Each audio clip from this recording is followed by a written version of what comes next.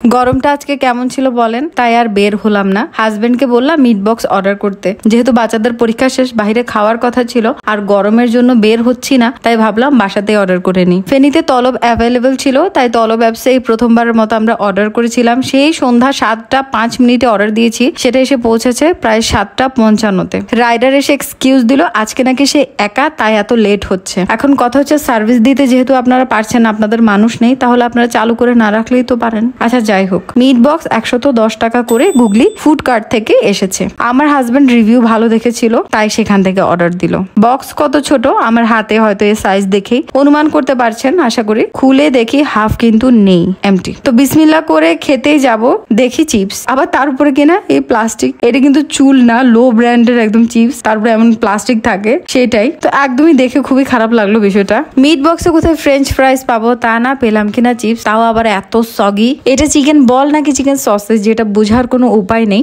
এতটা over cook করে এটাকে লাল টকটকে করে ফেলা হয়েছে। চিকেন পিস মোটামুটি ছিল, ওভার ফ্রাই করা, একদমই তেলে ভাসমান। এক কথায় বিশ্বাস না হলে এই দেখেন, এবার আরো ভালো করে দেখেন, তেলে গড়াগড়ি খাচ্ছে। ফ্রেঞ্চ ফ্রাই তো একটাও নাই। এ কেমন মিট বক্স আমি জানি না। আমার 330 টাকা জলে গেল নাকি তেলে গেল অবশ্যই জানাবেন। যারা খাবার বিক্রি করেন আপনারা অবশ্যই আপনাদের খাবারের কোয়ালিটির বিষয়ে যত্নশীল থাকুন। কেউ মোবাইলে ভিডিও করছে এমনটা দেখলেই তখনই খাবারের গুণ মান বজায় রেখে আপনারা খাবার দেবেন, আর না হলে কেউ দেখছে না এমনটা ভেবে যেমন তেমন খাবার প্যাক করে দিয়ে দিবেন। এটা কোনো কথা?